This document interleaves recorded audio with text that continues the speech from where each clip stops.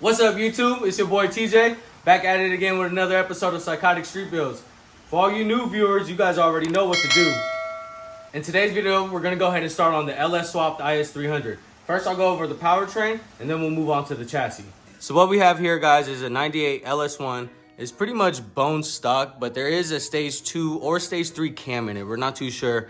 It does have upgraded valve springs, and there is 30-pound injectors from AUS. So the accessory drive kit is a replica from ICT. We're not running AC on this car, but we might throw it on in the future. We're not too sure yet. The coils are pretty much stock LS1. The intake is from an LS1. But if you guys look down here, you guys notice we had to change the oil pan to a front sump, and that is from Moroso. And I'll show you guys a little bit about that later when we go ahead and talk about the chassis. The transmission is CD09, or some people might know it as a CD009, but it's out of a late model G or 350Zs. To mate the motor to the trans, we did have to get this adapter kit from Collins, and we did have to use a T56 bell housing. So in case you guys are wondering how that went on, the shifter is from Excessive, as well as the engine brackets under here. So the harness we got from Amazon, because, you know, budget build, guys. But that pretty much covers the whole drivetrain. But without further ado, guys, let's go ahead and move on to the chassis. All right, guys, so what we have here is a 2004 Lexus IS300. For all you new viewers who hasn't seen the car yet, she's pretty much straight all around. Just a little bit of Bondo on the back, but nothing too crazy. The only difference we did is we cleaned up all the engine bay stuff. We got rid of all the factory stuff that we're not gonna need no more. And we gave her a good coat of that O'Reilly Special, you know, just to make her look somewhat decent, guys.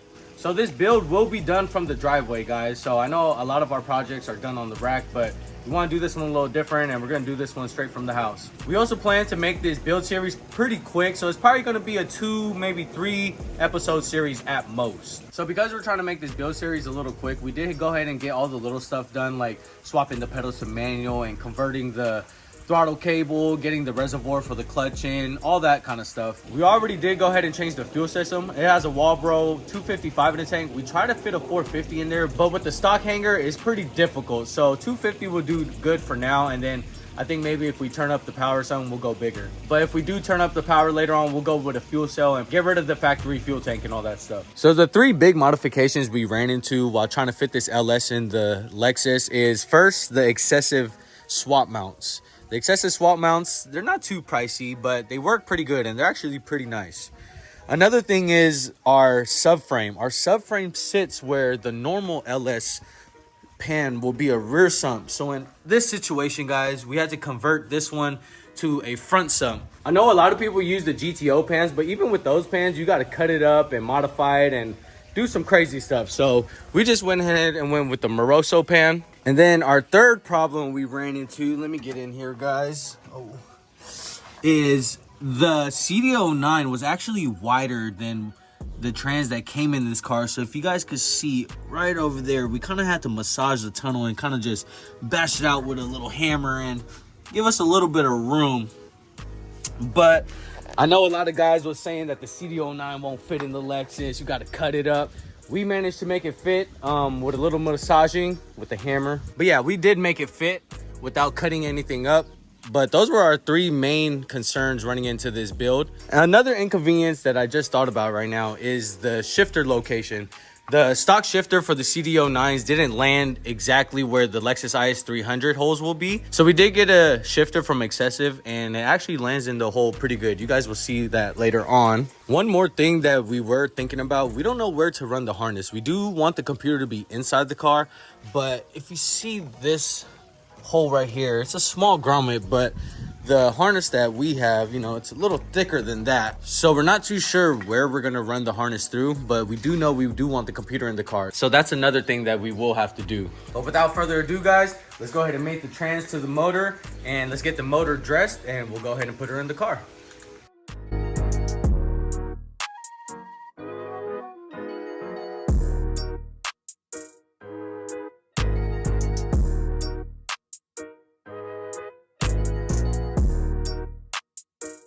All right, guys, so quick update. We got the motor and trans mated together. It was being kind of a pain, but we finally got it. And another update we actually did, we actually ran the harness. We drilled our little hole through here and we ran the harness through there, and this harness from Amazon came with a nice grommet on there, so actually looks pretty OE. So our computers will remain inside, and our harness comes out right there, which I'm really happy with. That looks good. So now we're gonna go attempt to stab the motor in and get everything in there, and we'll put you guys in the time lapse and we'll update you in a bit.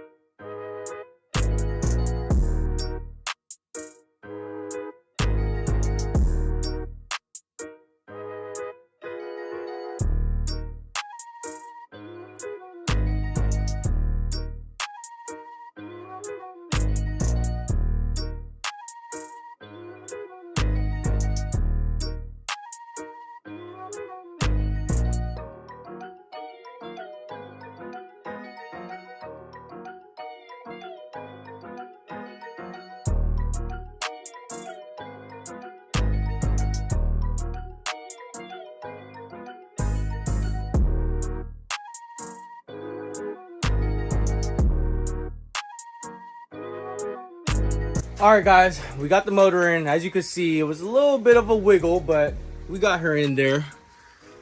I guess our next step now is to get the motor dressed and get all the accessories on, intake, get the fuel system going like that.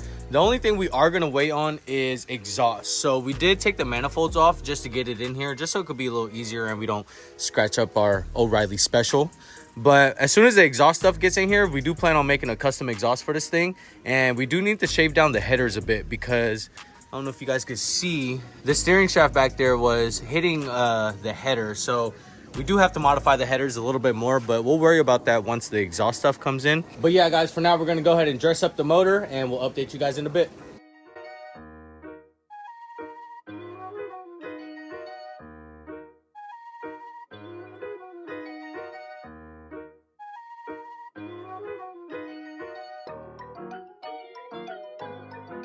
All right, guys, as you can see, we got the harness on, tucking it as best as we can here. It's probably the best it's gonna get. Let's go ahead and get ready to throw the intake on, and we'll hook up the fuel system and we'll update you guys in a bit.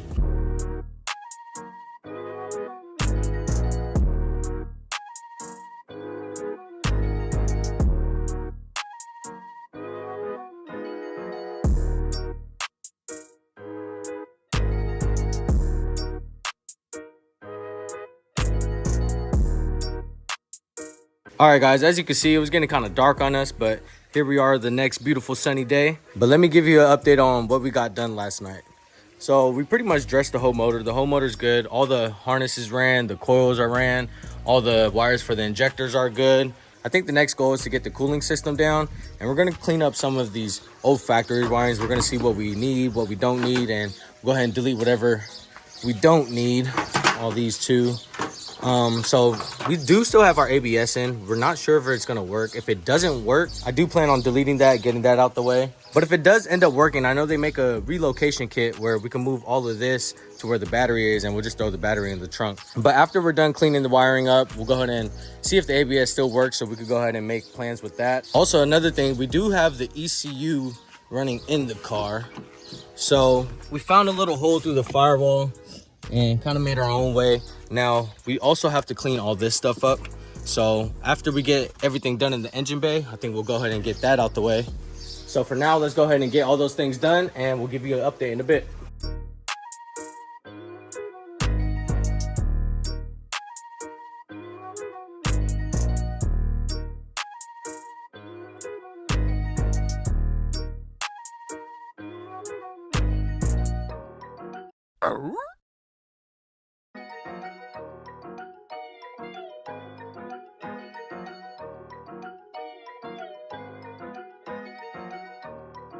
All right, guys, so we got the front end on for the most part. We also got the cooling system done.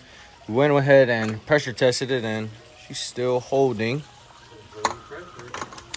Power steerings ran. We also routed our own lines to the rack. For the cooling system, we did use the factory radiator from the IS, and we just kind of made up our own hose and routed it ourselves. Pressure holds, power steering is all ran. It is good, tested, ready to rip. I think our next step is just to clean up some of these wirings, and we also got the inside wirings we need to do. I think I'm actually gonna go ahead and clean out the whole inside. All this stuff, we're gonna figure out what we need, what we don't need, get rid of all the things we don't need, and I'll go ahead and update you guys in a bit.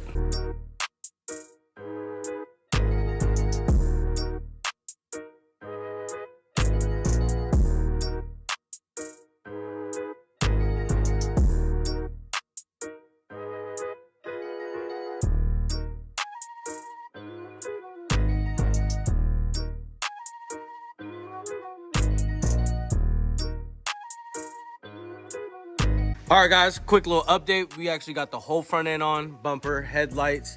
Daniel went in and he rigged up our starter wire and our fuel pump wire. This is just temporary. We just want to get the car started, make sure everything's good, make sure pressure's good, oil pressure, water pressure. And I think we're gonna go ahead and give her a fire and let's see what happens. So let's cross them fingers, guys. All right, guys, moment of truth.